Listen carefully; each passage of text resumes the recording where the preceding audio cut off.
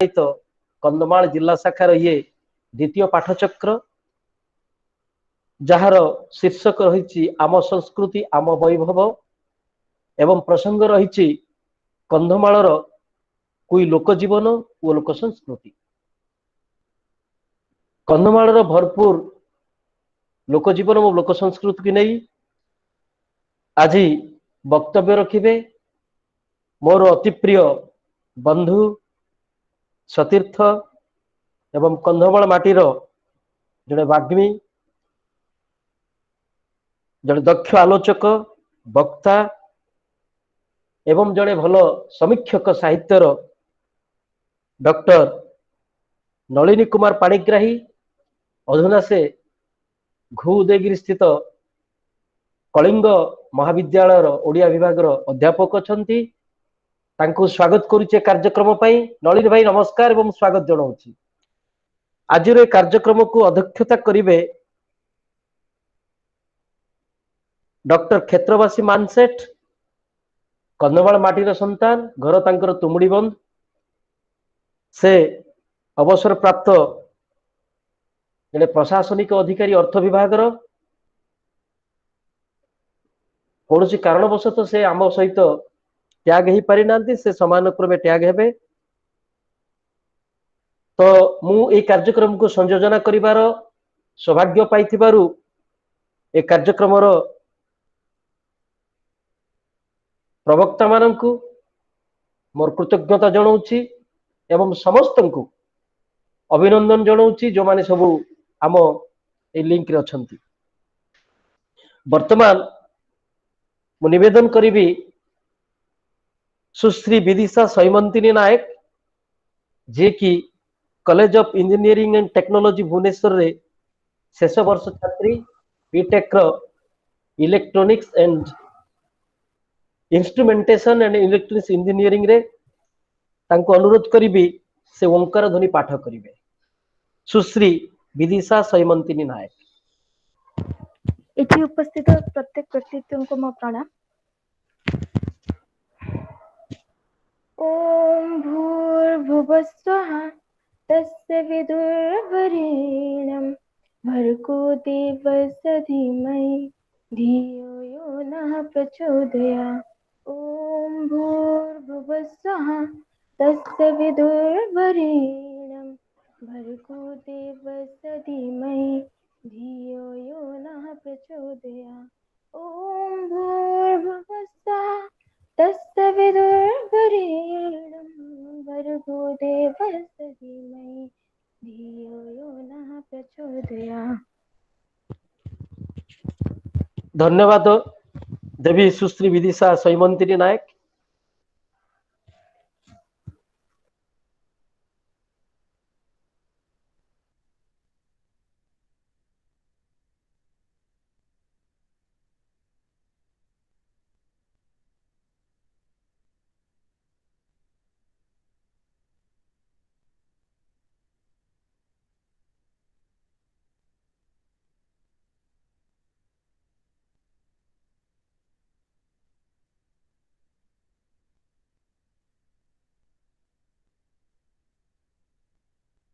लाडली माँ आज्ञा आसे आसे आसे टिके कटि गला। हाँ हाँ आसीगला आसीगला तू आसे टिके आसे। आज्ञा तेणु मु अनुरोध करी कुमार शुभम नायक एमएससी एग्रीकल्चर ओईओटी भुवनेश्वर से विवेकवाणी पाठ करिवे।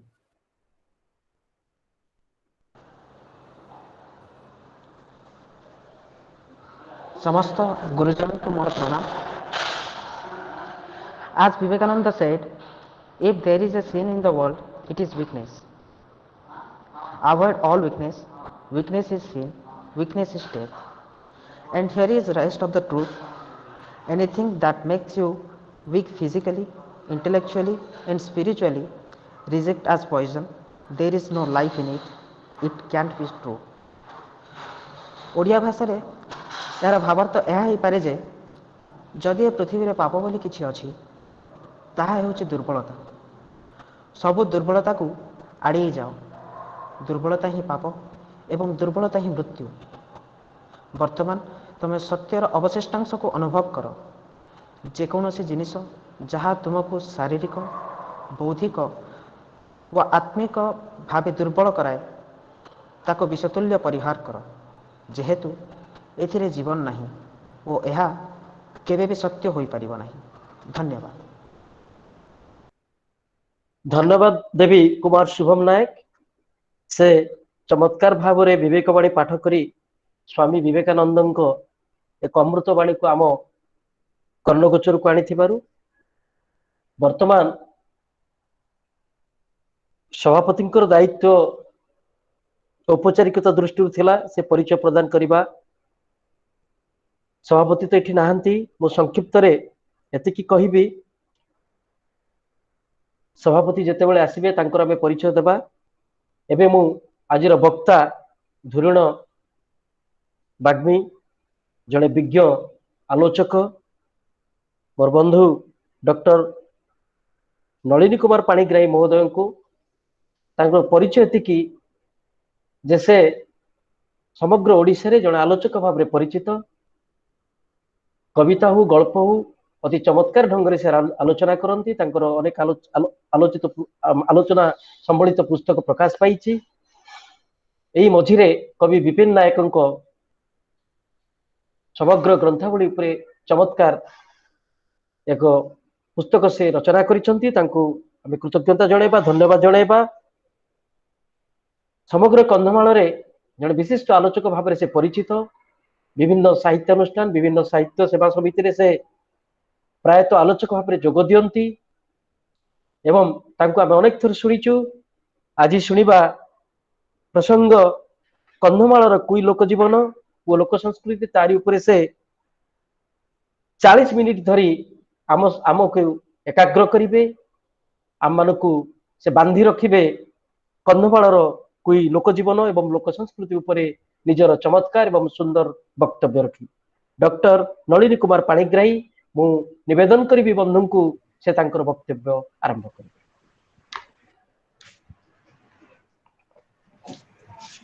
आज बौद्धिक समावेश सारस्वत संध्या को समस्त को मोर अनेक अनेक प्रणाम एवं सदिच्छा।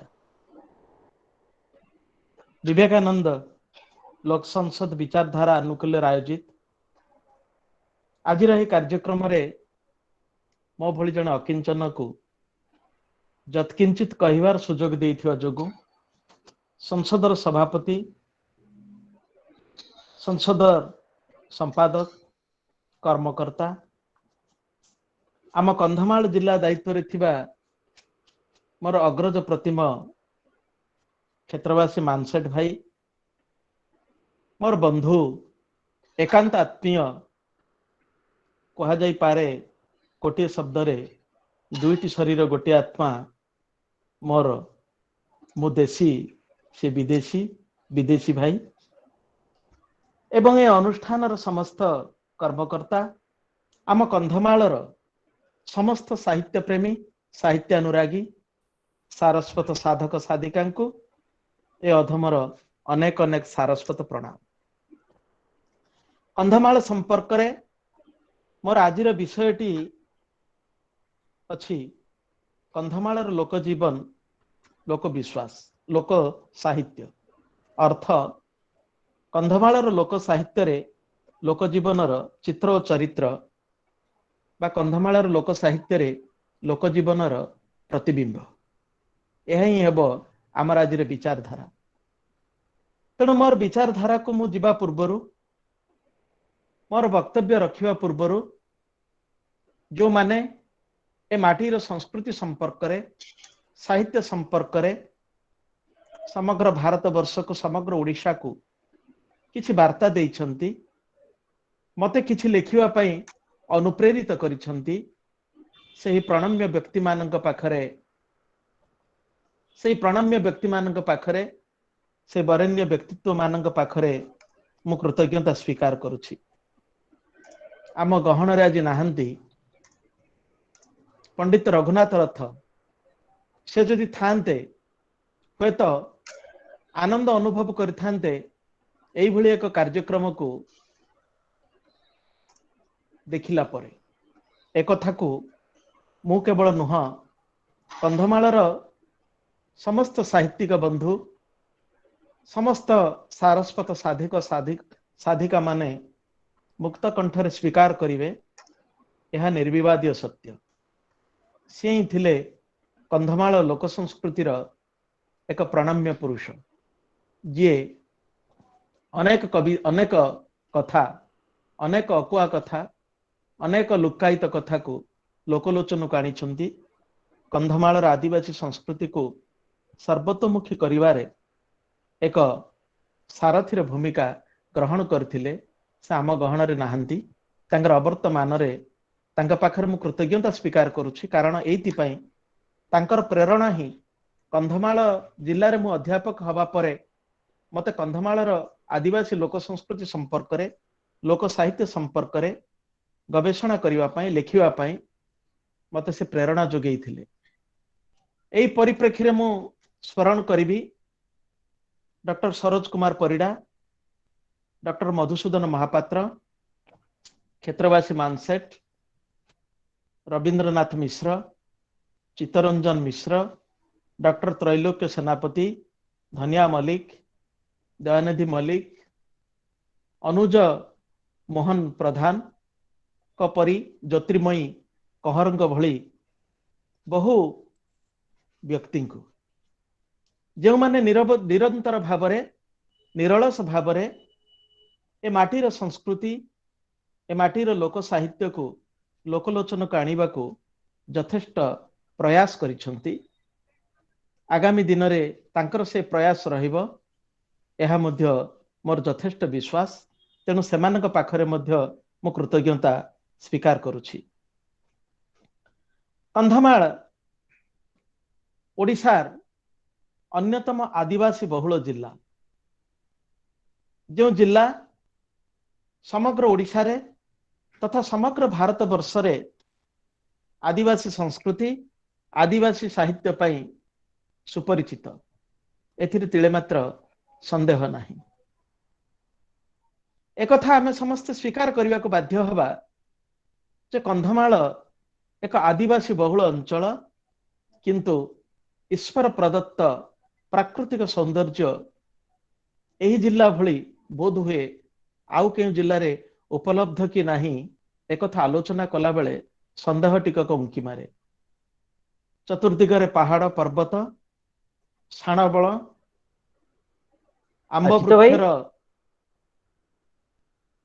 आंब वृक्षर सुकोमल छाया चित्तरंजन नायक मते सुनुचंती कि एही कंधमाल जिल्ला एही कंधमाल जिल्लार रवि सर अवस्थिति सब ठीक अछि आज्ञा। रवि सर हां हां तालजी ठीक सब ठीक अछि आप चेक करंतु।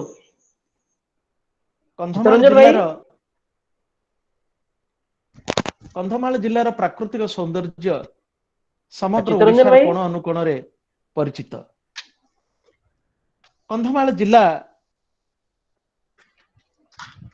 एक पार्वत्य अंचल यार पूर्व दिगरे नयागढ़ और गंजामर किछि अंश पश्चिम दिगरे कलाहांडी और रायगड़ार केतेक अंचल उत्तर रे बौद्ध जिल्ला एवं दक्षिण दिगरे गंजामर किछि भाग गजपति और रायगड़ा जिल्लार केतेक अंश। एही जिल्लार क्षेत्रफल 7650 वर्ग किलोमीटर एवं तन्मध्यरु समुदाय जंगल होउछि 4457.78 वर्ग किलोमीटर। वो आसलु एही भली एक प्राकृतिक परिवेश भितरे जो माने बंची छंती साउंड मते सुबुनी किंतु जो माने जीवन निर्वाह करुछंती से माने अत्यंत सरल अत्यंत निराडंबर तांकर बंचिबार कौशल बंचिबार शैली। आज आलोचना लोक जीवन लोक साहित्य बा लोक साहित्य रे लोक जीवनर चित्र। आमे समस्त जानिछे जीवन एवं साहित्य गोटे मुद्रार दुईटी पार्श्व। ना साहित्य को छाड़ी जीवन ना जीवन को छाड़ी साहित्य। साहित्य अच्छी बोली तो जीवन अच्छी एवं जीवन अच्छी बोली तो ସାହିତ୍ୟ ବଞ୍ଚିଛି। ଜୀବନ ଯଦି ନଥାନ୍ତା ତାହେଲେ ସାହିତ୍ୟ କାହା କଥା କହିଥାନ୍ତା? କାହା କଥା କହିଥାନ୍ତା? କାହାକୁ ନେଇକି ସେ ତାର ବିଶ୍ୱାସ, ତାର ଢଗଢମାଳି, ତାର ଗୀତ, ତାର କାହାଣୀ ସେ ସୃଷ୍ଟି କରିଥାନ୍ତା। ତେଣୁ କନ୍ଧମାଳର ଲୋକ ଜୀବନ ସରଳ, ନିରାଡମ୍ବର। ତାଙ୍କର ବଞ୍ଚିବାର ମାଧ୍ୟମ ଏକାନ୍ତ, ଜୀବନଚର୍ଯ୍ୟା ଏକାନ୍ତ ସରଳ ଏବଂ ସାବଳୀଳ। ଝରଣାର କୁଳୁକୁଳୁ ନାଦ ଭଳି ତାଙ୍କର ବଞ୍ଚିବାର ଶୈଳୀ। ପାହାଡ଼ ଭଳି ସେମାନେ, ପାହାଡ଼ର ଗମ୍ଭୀରତା ଭଳି ସେମାନେ ଧୈର୍ଯ୍ୟଶୀଳ, ସେମାନେ ପରିଶ୍ରମୀ, ବନ୍ଧୁବତ୍ସଳ, ଆତିଥେୟତା ତାଙ୍କ ଜୀବନର ଏକ ଅବିଚ୍ଛେଦ୍ୟ ଅଙ୍ଗ। ସେ ସହର ସଭ୍ୟତାରେ ହେଉ କିମ୍ବା ତାଙ୍କ ପାଖ ପଡ଼ୋଶୀ ଗାଁରୁ ହଉ, କୁଣିଆଟିଏ ବା ବନ୍ଧୁଟିଏ ଆସିଲେ କନ୍ଧମାଳର ଆଦିବାସୀ ଲୋକଟିଏ ଯେଉଁଭଳି ଭାବରେ ତାଙ୍କୁ ଆତିଥେୟତା ଦିଏ, ହୁଏତ ସହର ସଭ୍ୟତାରେ, ସହରୀ ସଭ୍ୟତାରେ ଆମେ ତାକୁ ଦେଖିପାରିବା ନାହିଁ, ତାକୁ ଉପଲବ୍ଧ କରିପାରିବା ନାହିଁ। ନେଗିମାଞ୍ଜି ପଦେ କଥାରେ ଅତି ଆତ୍ମୀୟତାର ଅନୁବନ୍ଧନଟିଏ, ଆତ୍ମୀୟତାର ପୁଞ୍ଜି ପୁଞ୍ଜି ଶବ୍ଦଟିଏ ବିଛୁରିତ ହେଇଯାଏ। ଆସିଥିବା ବନ୍ଧୁଟିଏ ଅତି ଆନନ୍ଦରେ ତାର ବାରଣ୍ଡାରେ ବସିଯାଏ। କିଛି ନହେଲେ ବି ମୁଠାଏ ମୁଢି, କିଛି ନହେଲେ ବି ମୁଠାଏ ମୁଢି, ଆଜିକାଲି ଟପାଏ ଡିକାସିନ ଦେଇଦେଲେ ବନ୍ଧୁଙ୍କର ଆନନ୍ଦ ଦେଖେ କିଏ? ଏହାଠୁ ଭଳି ଆତ୍ମୀୟତା ଏ ପୃଥିବୀରେ ବା ଆଉ କଣ ଅଛି? ମଣିଷର ସର୍ବଶ୍ରେଷ୍ଠ ସମ୍ପତ୍ତି ତାର ଆତ୍ମୀୟତା। ଯୋଉ ସର୍ବଶ୍ରେଷ୍ଠ ସମ୍ପତ୍ତି ଆତ୍ମୀୟତାକୁ ନେଇ ଏ କନ୍ଧମାଳର ଆଦିବାସୀ ମାନେ ବଞ୍ଚିଛନ୍ତି। ନିରୀହ, ନିରାଡମ୍ବର, ନିଷ୍କପଟତା ତାଙ୍କ ଜୀବନ ଧାରାର, ଜୀବନଚର୍ଯ୍ୟାର, ଜୀବନାନୁଭବର, ଜୀବନାନୁଭୂତିର ଏକ ମହାର୍ଘ୍ୟ ଅଙ୍ଗ, ମହାର୍ଘ୍ୟ ବିଶେଷତ୍ୱ। ତାଙ୍କ ଚାରିତ୍ରିକ ଗୁଣବତ୍ତାର ଏକ ମହନୀୟ ଅଙ୍ଗ, ମହନୀୟ ଅଂଶ। ତେଣୁ ସମଗ୍ର ଭାରତ ବର୍ଷର କୋଣ ଅନୁକୋଣରେ, ସମଗ୍ର ଓଡ଼ିଶାର କୋଣ ଅନୁକୋଣରେ କନ୍ଧମାଳର ଆଦିବାସୀ ବେଶ ପରିଚିତ, ତାର ସଂସ୍କୃତି ପାଇଁ, ତାର ସାହିତ୍ୟ ପାଇଁ, ତାର ନିରାଡମ୍ବର ସାବଲୀଳ ସରଳ ଜୀବନଚର୍ଯ୍ୟା ପାଇଁ। ତେଣୁ କନ୍ଧମାଳର ଜୀବନ, ଲୋକ ଜୀବନ କଥା ଆଲୋଚନା କଲା ବେଳେ ଆମେ ସାଧାରଣତଃ ସେ ଆଦିବାସୀ ମାନଙ୍କୁ ହିଁ ବୁଝିବା। ଏକଥା ମୁଁ ସୂଚେଇ ଦେବା ପାଇଁ ଚାହେଁ ଯେ କନ୍ଧମାଳରେ ଯଦିଓ ବିଭିନ୍ନ ପ୍ରକାର, ବିଭିନ୍ନ ଜାତିର, ବିଭିନ୍ନ ଶ୍ରେଣୀର ଲୋକମାନେ ବାସ କରନ୍ତି, କିନ୍ତୁ ଏହାର ମୂଳ ଅଧିବାସୀ ଭାବରେ ଆମେ ଆଦିବାସୀ ବା କନ୍ଧ ଜାତିକୁ ହିଁ ନଉଛେ, ଯୋଉମାନେ ଦେଶିଆ, କୁଟିଆ ଏବଂ ଡଙ୍ଗରିଆ ନାମରେ ପରିଚିତ। ବିଶେଷ କରି ଅନ୍ୟ ଦୁଇ ଜାତି, ଅନ୍ୟ ଦୁଇ ଗୋଷ୍ଠୀ ବ୍ୟତୀତ ଦେଶିଆ ମାନଙ୍କର ସଂଖ୍ୟା ଯଥେଷ୍ଟ ଅଧିକ। ତାଙ୍କର ଲୋକ ସାହିତ୍ୟରେ ଲୋକ ଜୀବନର କଥା ଆଲୋଚନା କଲା ବେଳେ ପ୍ରଥମତଃ ଆମ ସାମ୍ନାକୁ ଆସେ ଲୋକଗୀତ। ଯେଉଁ ଲୋକଗୀତ ତାଙ୍କର ଜୀବନର କଥା କହିଥାଏ, ଏ ସମ୍ପର୍କରେ, ଲୋକ ଗୀତ ସମ୍ପର୍କରେ ମନ୍ତବ୍ୟଟିଏ ଉପସ୍ଥାପନ କରନ୍ତି, ଯାହା ଆମକୁ ଅତି ଆମୋଦିତ କରିବ ଏବଂ ପ୍ରଚୋଦିତ କରିବ। ଲୋକଗୀତ ପ୍ରାଚୀନ ପୁଣି ଚିର ନବୀନ। ଯୁଗେ ଯୁଗେ ବାହାର ରୂପର ଘଟାନ୍ତର ଘଟିଲେ ବି ପ୍ରାଚୀନ ଧାରା ଅକ୍ଷୁଣ୍ଣ ରହେ। ପ୍ରାଚୀନତମ ଯୁଗର ସନ୍ଦେଶ ଲୋକଗୀତ ଜରିଆରେ ଆମ ନିକଟରେ ଆସି ପହଞ୍ଚିଛି। ସେ ଦିଗରୁ ବୁଝିଲେ ଲୋକ ସାହିତ୍ୟ ହିଁ ବିଦଗ୍ଧ ସାହିତ୍ୟର ଜନକ। ଲୋକ ସାହିତ୍ୟ ବା ଲୋକ ଗୀତଟିଏ ତାର ନିର୍ଦ୍ଦିଷ୍ଟ ସ୍ରଷ୍ଟାର ପରିଚିତିଟିଏ ଆମ ପାଖରେ ନଥାଏ। ସେ ପାଟିରୁ କାନକୁ, ପୁଣି କାନରୁ କାନକୁ ବ୍ୟାପିଯାଏ ଏ ମଣିଷଠୁ ସେ ମଣିଷ ପର୍ଯ୍ୟନ୍ତ। ତାର ସେ ପ୍ରତିଟି ଗୀତ ଭିତରେ ଥାଏ ଆତ୍ମୀୟତାର ଏକ ବାତାବରଣ, ଏକ ଆତ୍ମୀୟତାର ସୁଗନ୍ଧ, ଏକ ଆତ୍ମୀୟତାର ବାର୍ତ୍ତା। ଆମେ ଆଲୋଚନା କରିବା କନ୍ଧମାଳର ଲୋକଗୀତ ତଥା ପ୍ରେମ ପ୍ରଣୟ ମୂଳକ ଗୀତରେ ଲୋକ ଜୀବନର ଚିତ୍ର ଏବଂ ଚରିତ୍ର। ଆମେ ସମସ୍ତେ ଜାଣିଛେ ଲୋକ ଗୀତ କଥା, ଲୋକ ନାଚ କଥା ଆଲୋଚନା କଲାବେଳେ ଆଦିବାସୀ ମାନଙ୍କର ଗୋଟିଏ ଶବ୍ଦଟିଏ ଆମ କାନରେ ପ୍ରତିଧ୍ୱନିତ ହୁଏ, ଧାଙ୍ଗଡ଼ା ଧାଙ୍ଗିଡ଼ି। ମୁଁ ଏଇଠି ସୂଚେଇ ଦେବା ପାଇଁ ଚାହେଁ, ଆମେ आज जहाँ आलोचना करुछे किंतु प्रायतः आदिवासी अंचल गुड़िकरे ताहा लुप्त प्राय। मु अध्यापक हिसाब रे एतिके अनुभव करिछि जदि कोनोसी लोक गीतटीए लोक कहानीटीए लोक ढगढमाळीटीए क्लास रे केतेबेले जदि पिलाटी को पचरा जाए कोई कथा जदि तांकर भाषा कोई कथा जदि पचरा जाए कॉलेज रे पढुथुवा महाविद्यालय रे अध्ययन करुथुवा पिलाटी मुंडे हले मना करे कहले नाई सर आमे सेगुडी को जानि पारुना ताहा वर्तमान लुप्त प्राय किंतु ताहा लुप्त हेले मध्य आम मनरु किछि संस्कृति प्रेमिक मनरु ताहा वर्तमान पर्यंत लिभि नाही। से संस्कृति से साहित्यर भुरु भुरु गंध एबे भी लोक संस्कृति गवेषणा करथुवा व्यक्ति मानक आघ्राण करिया पय आकृष्ट करे। तेणु लोक संस्कृति संपर्क रे लोक साहित्य संपर्क रे आलोचना करथुवा व्यक्तिटी आदिवासी जीवनचर्या तांकर संस्कृति तांकर साहित्य को आलोचना न करिकी से रही पारे नाही। कारण कंधमालार आदिवासी मानक लोकगीतर एक विशिष्ट वैशिष्ट्य है स्वतःस्फूर्तता। जोठी स्वतःस्फूर्तता नहीं से साहित्यर माधुर्य रहिब नाही, जोठी आवेग नहीं से साधुर्य से साहित्यर मूल्य रहिब नाही। से गीत ही पारे, से गप ही पारे, से ढगढमाली ही पारे, किंतु वर्तमान कंधमाल जिल्ला रे आउ से धांगड़ा धांगड़ी घर वर्तमान देखा जाऊ नाही। कां भां केउठी केमिति वर्तमान सुधा गोटे निर्दिष्ट स्थान को से गाँव लोक माने अंगुली निर्देश करी कहंती आमे जानिछु आम बाप जेजी बाप आम आबा आम आजा कहूतिले एइठी गोटे कुआडे धांगड़ा धांगड़ी घरटीए थिला एवं सेठी प्रत्येक दिन राति रे नृत्य एवं संगीतर आसरटीए जन्मे।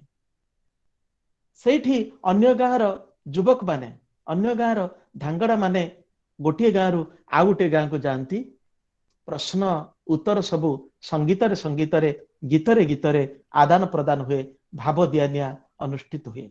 सेमिति गोटे गीत भविष्यत जीवन पाई कंध युवकर पत्नी निर्वाचन एवं युवतीर पति निर्वाचन एक प्रशस्त क्षेत्र थिला ए धांगड़ा धांगड़ी घर, जहा आज नहीं, जहा आज लुप्त। साधारणतः यही स्थान रे बोला जाउथुवा गीत गुड़िक साधारणतः यही स्थान रे बोला जाउथुवा गीत गुड़िक युवक युवती प्रणय सिद्ध आवेगानुभवर एक शाब्दिक रूप, ए प्रणय आवेगर शाब्दिक अनुभव।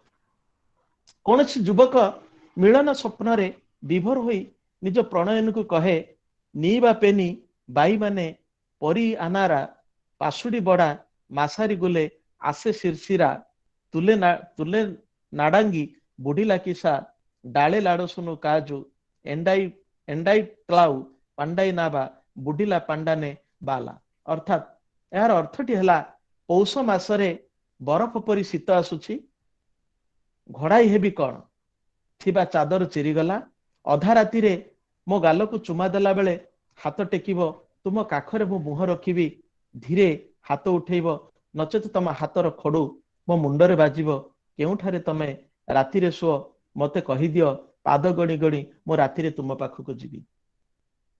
आदिवासी नारीटीए पिंधुथुबा तार जो पूर्व कालर खड़ू एवं चादर चिरी जीवा तार दारिद्र्यर प्रतीक अभाव अनटन को से जमा प्रकाश करिया पाए कुंठा प्रकाश करे नाही। एटा ही तार सरलतार प्रतीक। एक प्रेमावेग विभोर होइतिबा युवकटीए तार पत्नी को भावी पत्नी को से कहे मो पिंधिथिबा लुगाटी चिरी गला।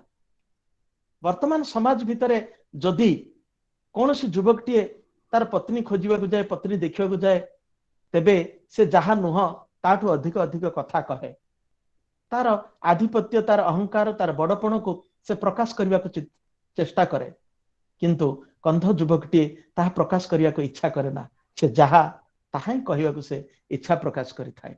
तार आत्म बड़ीमा तार बड़पण तार अहंकार आदौ न थाए। तार सरलता तार निष्कपटता ଜୀବନଚର୍ଯ୍ୟା ତାର କବିତା ଭିତରେ ତାର ଗୀତ ଭିତରେ ସେ ବାରମ୍ବାର ସେ ପ୍ରତିଧ୍ୱନିତ ହେଉଥାଏ। ପୁଣି ପୁଣି ସେ କହେ ଇ ଦୁନିଆ ତାନି ମାନି ଯାଇ କର ଡେ ରଜା ମୁତାରାଜେନ ବୁଡଜା ମୁତାରାୟଜୁ ଗେଞ୍ଜା ନିଜା ପଦାସାହି ଦହି ଦିନା ଗାଡି। ଏଇଭଳି ଯୋଉ କବିତାଟିଏ ହୁଏତ ଆମର ଉଚ୍ଚାରଣ କରିବାର ଭିତରେ ତ୍ରୁଟି ଥାଇପାରେ। ସେ କହେ ମୁଁ ଏ ଦୁନିଆରେ ଥିବା ପର୍ଯ୍ୟନ୍ତ ତୁମକୁ ଭୁଲି ପାରିବି ନାହିଁ, ଛାଡି ପାରିବି ନାହିଁ। ତୁମର କଥା ମନେ ପକେଇ ପକେଇ ମୁଁ ସବୁବେଳେ ଲୁହ ଗଡଉଛି ଏବଂ ଗଡେଇବି ମଧ୍ୟ। ଲୁହ ସବୁ ନଦୀ ହୋଇ ବହି ଯାଉଛି। ବନ୍ଧରେ ଫୁଟିଥିବା ବନ୍ଧ ଫୁଲ ତୋଳିବାକୁ ମୋର ହାତ ପାଉନାହିଁ। ହୃଦୟରେ ବସିଥିବା କୋଇଲି ପକ୍ଷୀ ତମ ପାଇଁ ମୁଁ ଦୁର୍ବଳ ହେଲିଣି, ମୋର କିଛି ଆଉ ବାଟ ନାହିଁ। ଏଇଭଳି ଭାବେ ତାର ପ୍ରେମାନୁଭବକୁ ତାର ସେ ପ୍ରକାଶ କରେ ତାର ଭାବି ପତ୍ନୀ ପାଖରେ, ତାର ପ୍ରିୟତମା ପାଖରେ। ଯେଉଁ କନ୍ୟାଟିକୁ ସେ ବିବାହ କରିବା ପାଇଁ ମନରେ ଭଲ ପାଇ ବସେ, ତାକୁ ସେ ଏଇଭଳି ଭାବରେ ସେ କହେ। ପୁଣି କନ୍ୟାଟିଏ କହେ ଅରଜା କେବେ ବୁଡୁଜାକୁ ନା ନିଶେଲୁ ଇଞ୍ଜାନା ରାଇଜ ପଙ୍ଗାନା ତ୍ରେବି ମାଇ ଆନୁ ରଜା କାଇଲି ଆଜାନା ଅରଜା କେବେ ବୁଡୁଜାକୁ ନା। ଅର୍ଥାତ୍ ହେ ମୋର ରଜା, ମତେ ତମେ ଭୁଲି ଯାଅ ନାହିଁ। ତୁମ ପାଇଁ ମୁଁ ପାଗଳିନୀ ହୋଇ ଦୁନିଆକୁ ଭୁଲିଗଲି। ମୋ ଦେହ ଛୁଇଁ ମତେ ବିବାହ କରିବ ବୋଲି ତମେ ପ୍ରତିଶ୍ରୁତି ଦେଇଥିଲ। ମୁଁ ତୁମକୁ ଅପେକ୍ଷା କରିଛି, ତମ କଥା ମନେ ରଖିଛି। ପ୍ରିୟତମ ମତେ ତମେ ଭୁଲିଯିବ ନାହିଁ, ଭୁଲିଯିବ ନାହିଁ, ଭୁଲିଯିବ ନାହିଁ। ଏଇଠି ଧାଙ୍ଗଡା ଧାଙ୍ଗଡି କଥା ବିଚାର କଲା ବେଳେ, ଲୋକଗୀତ କଥା ବିଚାର କଲା ବେଳେ ଗୋଟିଏ କଥା ମନକୁ ଆସେ ଯେ ଗୋଟିଏ ଗାଁର ଯୁବକ ମାନେ ସେଇ ଗାଁର ଯୁବତୀ ମାନଙ୍କ ପାଖରେ ଏଇଭଳି ଭାବରେ ଗୀତ ସେମାନେ ପ୍ରକାଶ କରନ୍ତି ନାହିଁ। ଗୋଟିଏ ଗାଁର ଯୁବତୀ ମାନଙ୍କ ସହ ସେଇ ଗ୍ରାମର ଯୁବକ ମାନେ ନୃତ୍ୟ କରିବା କନ୍ଧ ସମ୍ପ୍ରଦାୟରେ ନିଷିଦ୍ଧ। କାରଣ ସ୍ୱ ଗୋଷ୍ଠୀରେ ଏହି ସମ୍ପ୍ରଦାୟ ବିବାହ କରନ୍ତି ନାହିଁ। ତେଣୁ ଗୋଟିଏ ଗାଁର ଯୁବକ ମାନେ ଗୋଟିଏ ଗାଁର ଯୁବତୀ ମାନଙ୍କ ସହ ଗୀତ ଗାଇ ନୃତ୍ୟ କରିବା ଅନ୍ୟ ଗ୍ରାମର ଯୁବକ ମାନେ ନିମନ୍ତ୍ରିତ ହୋଇକି ଆସନ୍ତି। ଯୁବକ ମାନେ ନିଜ ଅଭିଳଷିତ ଗ୍ରାମରେ ପହଞ୍ଚିବା ପରେ ଗୀତ ମାଧ୍ୟମରେ ସେହି ଗ୍ରାମର ଯୁବତୀ ମାନଙ୍କୁ ସ୍ୱାଗତ ସମ୍ଭାଷଣ ଜଣାନ୍ତି ଏବଂ ଯାହା ଫଳରେ ଏକ ସଙ୍ଗୀତର ଆସରଟିଏ ଜନ୍ମେ। ନିଜର ଖୋଲା ମନରେ, ଖୋଲା ହୃଦୟରେ, ସାବଲୀଳ ଭାବରେ, ସରଳ ଭାବରେ, ନିରାଡମ୍ବର ଭାବରେ ଆତ୍ମୀୟତାର ଅନୁବନ୍ଧନ ଭିତରେ ପରସ୍ପରକୁ ଭାବ ଦିଆ ନିଆ ହେବା ପାଇଁ ପ୍ରୟାସଟିଏ ଜାରି ରଖିଥାନ୍ତି। ଏହା ହିଁ ଲୋକ ଜୀବନର, ଲୋକ ଚିତ୍ରର ସଙ୍ଗୀତ ମାଧ୍ୟମରେ ତାଙ୍କର ଆବେଗକୁ ପ୍ରକାଶ କରିବାର ଏକ ଉତ୍ତମ ମାଧ୍ୟମ। ସେଇଭଳି ଆମେ ସମସ୍ତେ ଜାଣିଛେ ଯେ ଝିଅଟିଏ ବିବାହ କରି ତାର ଶ୍ୱଶୁର ଘରକୁ ଗଲାବେଳେ ସେ ଟିକେ କାନ୍ଦେ। କାନ୍ଦିବା ଯଦିଓ ଆଜିର ସମାଜ ଭିତରେ ଆମେ ତାହାକୁ ଲକ୍ଷ୍ୟ କରୁନାହୁଁ, କିନ୍ତୁ ଆମେ ଆମର ପ୍ରାଚୀନ ସଭ୍ୟତା ଭିତରେ, ସଂସ୍କୃତି ଭିତରେ, ଜୀବନଧାରା ଭିତରେ ଆମେ ଅନୁଭବ କରୁଥିଲୁ ଯୋଉ ଝିଅଟିଏ ଏତେ ଦିନ ଧରି ତାର ବାପା ମାଙ୍କ ପାଖରେ ରହିବ, ସେ ଆଜି ତାଙ୍କୁ ଛାଡିକି ଯାଉଛି। ଯୋଉ ମାଟିଏ ତାକୁ ଜନ୍ମ ଦେଇଥିଲା, ହାତ ଧରି ଚାଲି ଶିଖେଇଥିଲା, ପାଟିରେ ଭାଷା ଭରିଥିଲା, ସେ ଆଜି ତାକୁ ଛାଡିକି ତାର ପତିପୁରକୁ ଯିବା ପାଇଁ ବାଧ୍ୟ। ଇଏ ତ ବିଧିର ବିଧାନ, ଇଏ ତ ଆମ ସାମାଜିକ ବିଧି ବ୍ୟବସ୍ଥା, ତାକୁ ବା କିଏ ଅସ୍ୱୀକାର କରିପାରିବ। ତେଣୁ କନ୍ଧ ନାରୀଟିଏ ମଧ୍ୟ ଯେତେବେଳେ ତାର ବାପ ଘର ଛାଡି ଶାଶୁ ଘରକୁ ଯିବା ପାଇଁ ବାଧ୍ୟ ହଉଛି, ସେଇ ପରିପ୍ରେକ୍ଷୀରେ ମଧ୍ୟ ସେ କାନ୍ଦୁଛି ଏବଂ ବାପା ମାଙ୍କୁ ସମ୍ବୋଧନ କରୁଛି। ବାପା ମାଙ୍କୁ ସମ୍ବୋଧନ କରି କହୁଛି ଯେ ତମେ ମତେ ଆଜି ଛାଡି ଦଉଛ, ମୁଁ ଜନ୍ମ କଲା ମା ମାନେ, କର୍ମ କଲା ମା ମାନେ ଏତେ ଆନନ୍ଦ ସ୍ନେହରେ ମତେ ଜନ୍ମ ଦେଇଥିଲ, ବଡ କରିଥିଲ, କଣ ପରପୁଅ ହାତରେ ମତେ ଟେକିଦବ ବୋଲି? କେତେ ସୁନ୍ଦର ତାର ଅଭିବ୍ୟକ୍ତି, କେତେ ସୁନ୍ଦର ତାର ସରଳ ସରଳ ଜୀବନଚର୍ଯ୍ୟାର ନିଛକ ପ୍ରତିଚ୍ଛବି। ଘର ଛାଡି, ଗାଁ ଛାଡି ତୁମକୁ ପାଶୋରି ଦେଇଯିବା ଓ ଅନ୍ୟ ରାଜ୍ୟର କରମ ମା, ମୋ ଜନ୍ମ ମା ହେବା ମୋ ଭାଗ୍ୟରେ ଥିଲା। ସେ ପାଠ ପଢି ନାହିଁ, ସେ ପାଠ ପଢି ନାହିଁ, ସେ ବିଦ୍ୟାଳୟ ଯାଇନାହିଁ। ଗଛରୁ କୋଳି ତୋଳି, ଗଛରୁ ଫଳ ତୋଳି, ଜଙ୍ଗଲରୁ କାଠ ହାଣି ଯେ ଜୀବିକା ନିର୍ବାହ କରୁଛି, ତା ଭିତରେ ଏତେ ଅନୁଭବ, ତା ଭିତରେ ଏତେ ଅନୁଭୂତି, ତା ଭିତରେ ମା ପ୍ରତି ଏତେ ମମତା।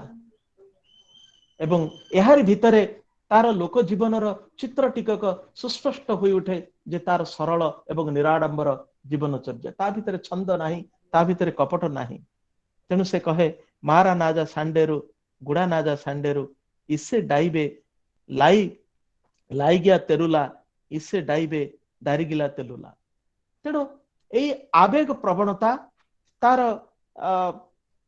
जीवनर सूक्ष्म अनुभव ता भितरे से प्रकाश करे किंतु जेतेबेले स्वामी जो जार से हाथ धरिकी जाई थाए जार हाथ धरिकी जाई थाए से जदि किछि कहे बा भाईटीए जदि ताकू किछि যৌতুକ देला नहीं कि किछि बाधिला भली कथाटीए कहे से अति अधीर होगी ताकू कहे जे तमे कन्या मूल देला बेले ज्वाईंठू किछि जिनिस आनिल अलंकार आनिल मद पानी पील किंतु मते किछि अलंकार देल नाही जेतेबेले तम तम ज्वाई घर को आसीबो हस गमात हेबो सेतेबेले केउथिरे बसैबो घरे पट्टी खंडिए भी तम घरे नाही अभिमानर अनंत शाब्दिक व्यंजना आदिवासी नारीटीए आदिवासी कन्याटीए भितरे अभिमान अच्छी सरलता अच्छी अभिमान भी अच्छी तेणु से अभिमान को से प्रकाश करे कंधमालर लोक जीवनर ये एक आउ एक विशेषत्व से ता भितरे सरलता जेतिकी थाए आत्मीयतार अनुबंधन जेतिकी थाए अभिमान मध्य ता भितरे सेतिकी थाए से अभिमान को से भूली पारे नाही तेणु ता भाई की से कहे जे तमे मते आज किछि अलंकार दौन आम घरे किछि नाही तमे कोन जुई आसिले तमे ताकू कोठी बसैबो तम घरे पट्टी खंडिए भी नाही तेणु एई भली एक आवेग प्रवणता भितरे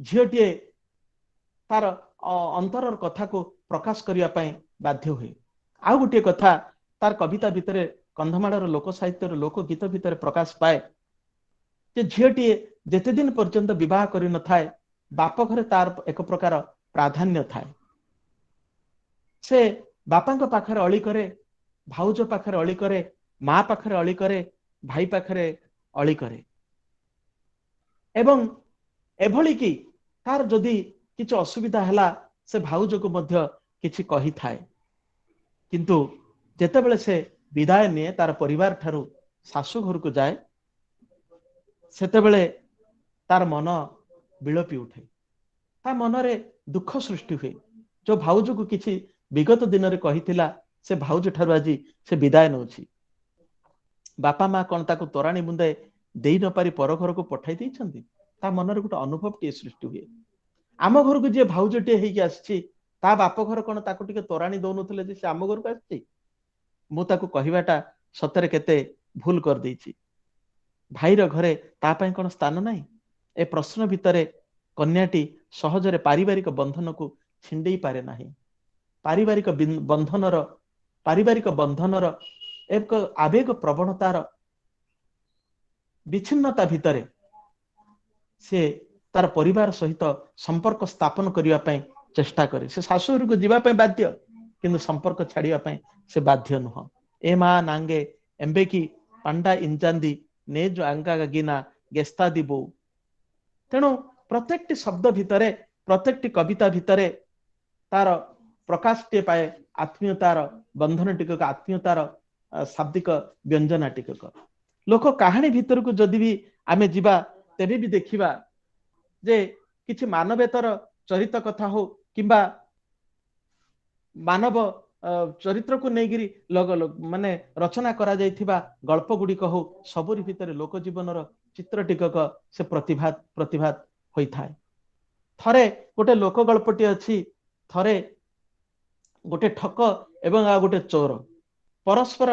बंधुता स्थापन कले एवं बंधुता स्थापन कला परे जने ठकटीए तांकर आउ जने बंधुଙ୍କ पाखକୁ जाई से तांकु से ठकिया पय चेष्टा कला किंतु तार ठकटी धरा पड़ी जाइथिला एवं जेतोले चोरटी आसी ठक ठारू किछि चोरी नेइछि से ठकटी मध्ये तार चोरी कथा जानि जाइछि एठी गोटे कथा आदिवासी मानकर जीवन चर्चार गोटे कथा आमे कहि परिबा जे ସେମାନେ ସାଧାରଣ ଜନତା ହେଇପାରନ୍ତି କିନ୍ତୁ ତାଙ୍କ ପାଖରେ ଠକାମି, ତାଙ୍କ ପାଖରେ ପରସ୍ପରକୁ ଲୁଟିବା ଏଇ କଥା ଟିକକ ନଥାଏ। କନ୍ଧମାଳର ଲୋକ କାହାଣୀରେ ମାନବେତର ଚରିତ୍ର ମଧ୍ୟ ବାକ୍ଶକ୍ତିର ଅଧିକାରୀ ହେଇଥିବା କଥା ଆମେ ଅନୁଭବ କରୁଛୁ।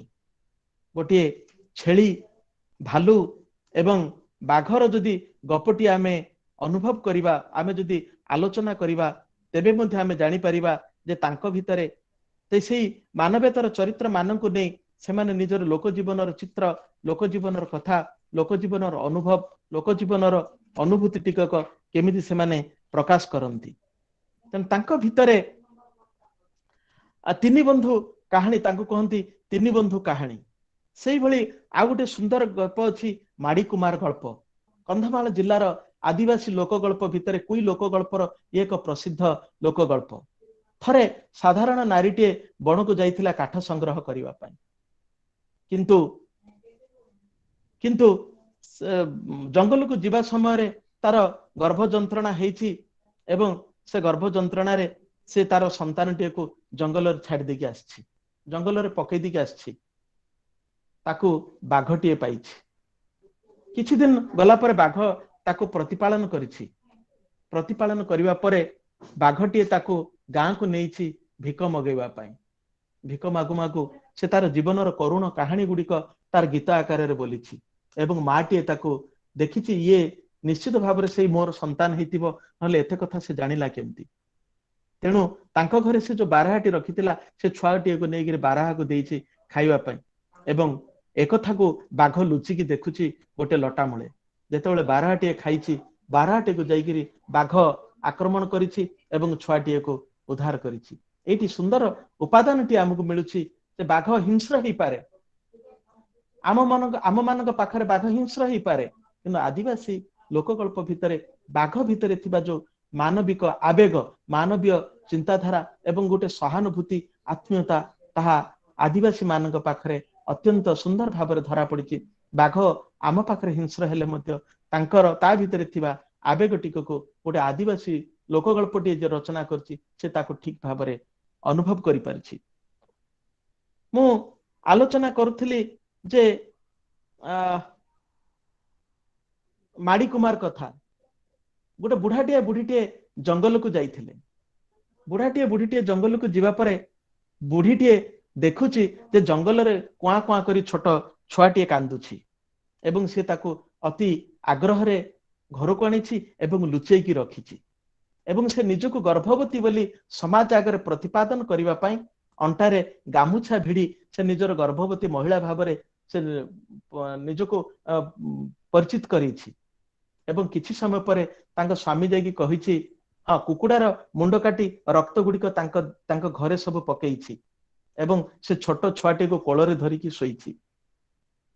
ଗାଁର ଲୋକମାନେ ଯେତେବେଳେ ବୁଢୀର ପେଟ କାଟୁଛି, କଣ ହେଇଛି ବୋଲି ଦେଖିବାକୁ ଆସନ୍ତି, ସମସ୍ତେ ଦେଖିଛନ୍ତି ଯେ ତାର ଗୋଟେ ଛୁଆଟିଏ ଜନ୍ମ ଲାଭ କରିଛି ଏବଂ ବୃଦ୍ଧାବସ୍ଥାରେ ସେ ପୁଅଟି ହିଁ ତାଙ୍କର ରକ୍ଷଣାବେକ୍ଷଣର ଦାୟିତ୍ୱ ଟିକକ ନେଇଛି ଏବଂ ସେ ପୁଅର ନାଁ ଦେଇଛନ୍ତି ସେ ମାଡି କୁମାର।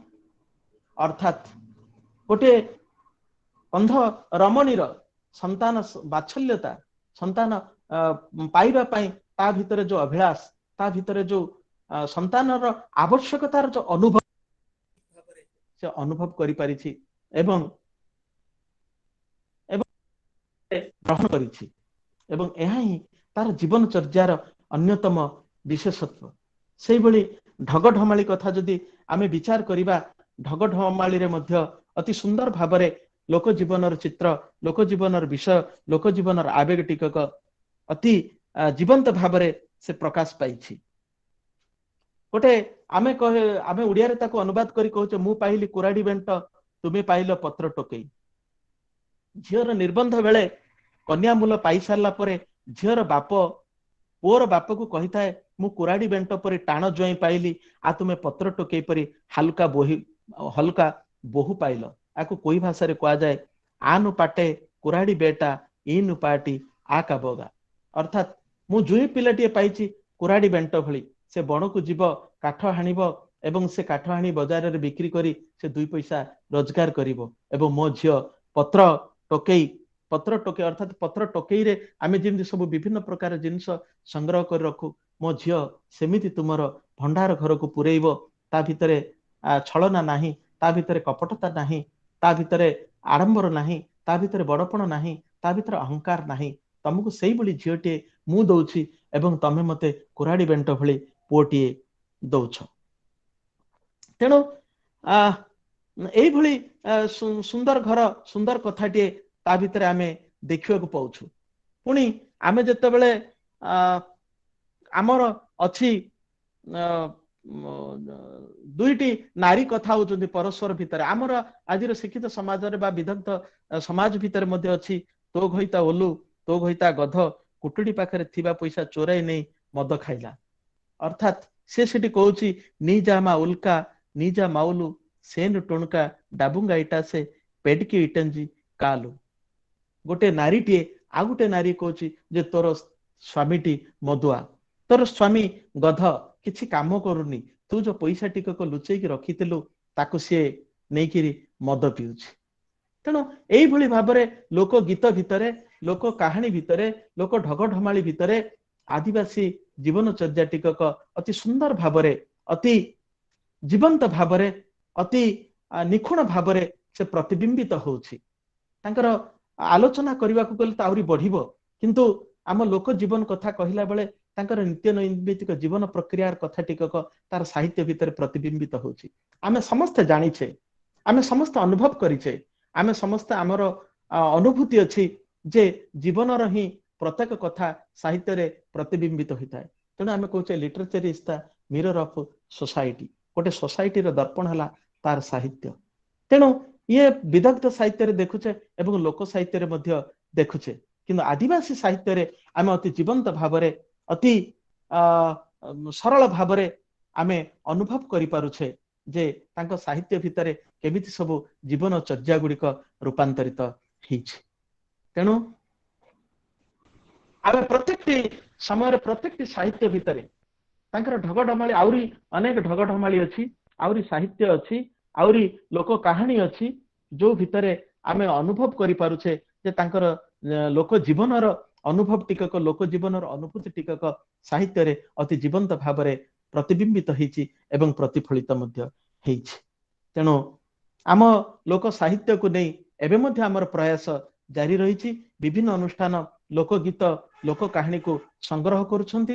ଆଗାମୀ କାଲି ଏଇଭଳି ଭାବରେ କବିତା, ଏଇଭଳି ଭାବରେ ଲୋକଗୀତ, ଏଇଭଳି ଭାବରେ ଲୋକ କାହାଣୀ ଯଦି ସଂଗ୍ରହ ହବ, ତେବେ ଆମେ ନୂତନ ପିଢିକୁ କିଛି ସ୍ୱାଦ ଚଖେଇବା ସୁଯୋଗ ଟିକକ ସୃଷ୍ଟି କରିପାରିବା ଏବଂ ସେମାନେ ଅତ୍ୟନ୍ତ ସରଳ, ଅତ୍ୟନ୍ତ ନିରାଡମ୍ବର ଜୀବନଚର୍ଯ୍ୟାର ଅମାୟିକ ପ୍ରତିମୂର୍ତ୍ତି ବୋଲି ଆଗାମୀ କାଲି ଆମେ ଭଦ୍ର ସମାଜ ପାଖରେ କହିପାରିବା ଯେ ଏମାନେ ଅତ୍ୟନ୍ତ ସୁନ୍ଦର, ଅତ୍ୟନ୍ତ ସରଳ, ଅତ୍ୟନ୍ତ ସାବଲୀଳ।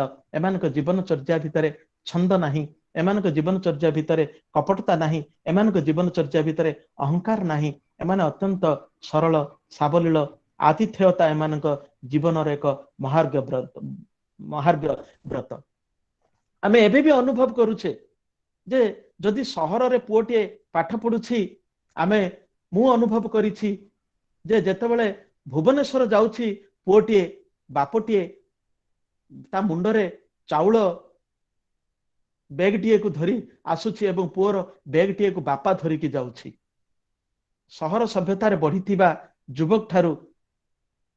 ଯୁବକ ଠାରୁ ଆମେ ସେଇ କଥାଟି ଶିକ୍ଷା କରିପାରିଲେ ନାହିଁ, କିନ୍ତୁ ଗୋଟେ ବୁଢା ବାପ ଠାରୁ ଆମେ ସେଇ କଥାଟି ଅନୁଭବ କରିପାରିଲେ ଯେ ସିଏ ବଜାରରେ ଗଲାବେଳେ ଲାଜ କରୁନାହିଁ, ସେ ଗର୍ବ କରୁଛି ମୋ ପୁଅ ଆଜି ପାଠ ପଢୁଛି। କିନ୍ତୁ ଗୋଟିଏ କଥା ଆମେ ଏଇଠି ଲକ୍ଷ୍ୟ କରିବା ଯେ କାଳକ୍ରମେ ଆମ ସଂସ୍କୃତି ଅବକ୍ଷୟ ହେଉଛି। ସହରୀ ସଭ୍ୟତାର ପ୍ରବେଶ ଫଳରେ ଆମେ ଆଉ ସେ ପୁରୁଣା ସଭ୍ୟତାକୁ ଇଚ୍ଛା ପ୍ରକାଶ କରୁନାହିଁ। ମୋର ଏଇଠି ଗୋଟିଏ କଥା ମନେ ପଡୁଛି, ଗୋଟେ ଆଲୋଚନାରେ ବୋଧହୁଏ ଆମର କ୍ଷେତ୍ରବାସୀ ମାनसेट ଭାଇ କହୁଥିଲେ ଯେ ସେ ଥରେ ଗାଁକୁ ଆସିଥିଲେ ଏବଂ ତାଙ୍କର ଘର ପାଖରେ ଜଣେ ଭଲ ଚାଙ୍ଗୁ ବଜାନ୍ତି, ଢୋଲ ବଜାନ୍ତି। ସେ ଯେତେବେଳେ ଯାଇକି ତାଙ୍କୁ ପଚାରିଲେ, କହିଲେ ଇଏ ତମ ପୁଅକୁ ତମେ ଢୋଲ ବଜେଇବା ଶିଖଉନ, ତମ ପୁଅକୁ ତମେ ଚାଙ୍ଗୁ ବଜେଇବା ଶିଖଉନ? ସେ ଲୋକଟି ରାଗି ଯାଇ କହିଲା तमे भुवनेश्वर चाकरी करुछ तम पुओ को पाठ पढ़ेकी इंग्रेजी रे पाठ पढ़ेकी से चाकरी करिवो मो पुओ को मु ढोल बजेଇବା शिखेबी मो पुओ कहीं पाठ पढ़िबनी मु तो ढोल बजै बजै मोर जीवन गला मु कहीं आउ ढोल बजेबी हुए तो तार ये वक्तव्य भितर सत्य टिकक थाई पारे तार वक्तव्य भितर तार जीवनर अनुभव टिकक थाई पारे किंतु मोर एतिकी अनुभव होउची मोर एतिकी अनुरोध रहउची जो माने हमर आज कंधमाल किछि देखुचंदी मोर अनुभव होउची से पाठ पढु किंतु ढोल भी बजो से पाठ पढु से आधुनिक कथा कहू से इंग्रेजी कहू से बंगला कहू से हिंदी कहू से ओडिया कहू किंतु कोई भाषा को से घृणा न करू कोई भाषा को से न भूलू एटा ही हबो तांको पई गोटे बड़ आह्वान एवं आम कंधमाल जिल्ला रे जो माने लोक संस्कृति एवं लोक साहित्य पई अविरत भाव चेष्टा करुछंती रचना करुछंती तांकर संस्कृति एवं लोक साहित्य को नै प्रबंध रचना करुछंती सेमान को मध्य मोर अनुरोध टी रहिबो विनम्र निवेदन टी रहिबो आम पाखरे जहा अछि ताको चर्बित चर्बण न करी आउ किछि अवलुप्त जिनिस रही जाइछि जहा वर्तमान सुधा लोकलोचन को आसी नाही आमे ताको आलोक को आनिबा ताको समस्त को कहिबा जे आम आदिवासी मानकर कंधमाल आदिवासी मानकर कोई लोक मानकर जीवन चर्या केते सहज केते सरल केते सुंदर तेणु एई भली एक आलोचना पई मते सुजोग टे देइथिबा जोगु मु अनुष्ठान पाखरे कृतज्ञता स्वीकार करी आजिर सभापति अनुपस्थिति रे विदेशी भाई सभापति कार्य तोलौथुवा जोगु मो वक्तव्य मु तांका पाखकु फेरे नउछि धन्यवाद।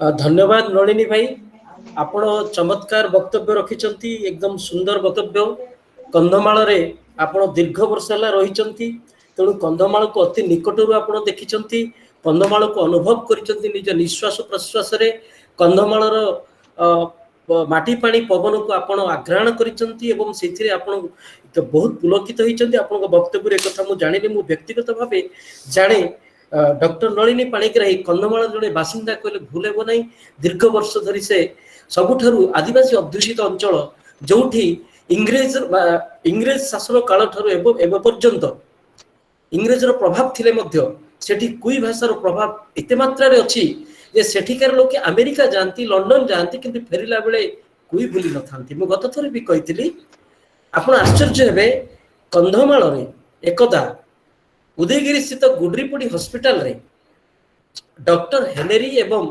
तांको भाई दुई जण रहुथिले सेमान को परिवार 1971 मसिया रु कंधमाल रु जाई लंडन रो बर्मिंघम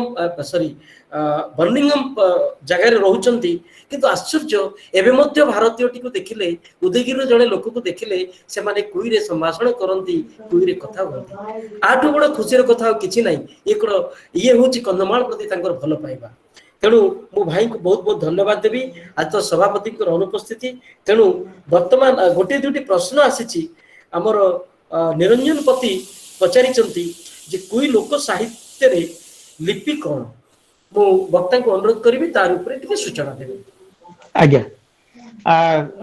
एठी मु आपण मान को सूचना देबा पई चाहे कंधमाल रो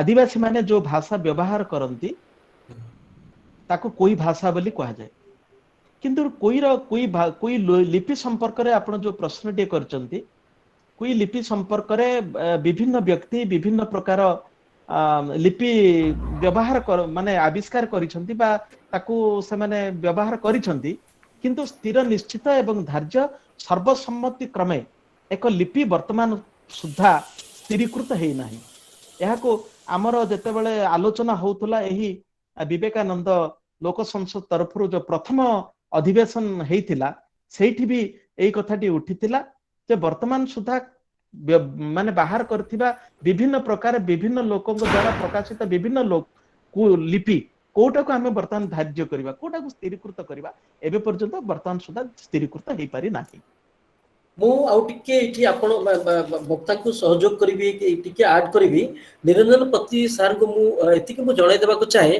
कोई लिपि दी तीनोटी उद्भावन हेई सारिची एवं कोई लिपि को आधार करी कंधमाल जड़े यशस्वी साहित्यिक केंद्र साहित्य अकादेमी पुरस्कार भी पाई किंतु मु संपूर्ण रूपे एकमत वक्ता डॉक्टर श्रीयुक्त पाणिग्राही सहित जे कौन एक लिपि को सरकारी मान्यता एजाए मिली ना ये एक क्षोभर कथा दुखर कथा जदि सरकारी स्तर में प्रयास होता जेकोसी एक लिपि को सरकारी मान्यता दि जाता तामें निश्चित भाव में अनुज मोहन प्रधान भली जो मैंने कुई भाषा अनेक वर्ष धरी काम कर बहुत उपकृत होता से लिपि को व्यवहार कर कंधमाल आदिम आदिवासी कुई जातिर अनेक किसी उन्नति हो पाता से आउ गोटे प्रश्न करते ओडिया भाषा साहित्यर अभ्युदय विकास शिशु साहित्य संपर्क में कंधमाल ये प्रकृति आज प्रसंग हूँ संपूर्ण अलग कंधमाल कुई लोक जीवन और लोक संस्कृति तेणु मु निरंजन प्रतिष्ठान को अनुरोध करी ये प्रसंग ये जो प्रश्नटी ये प्रसंग सहित जड़ित हो पारना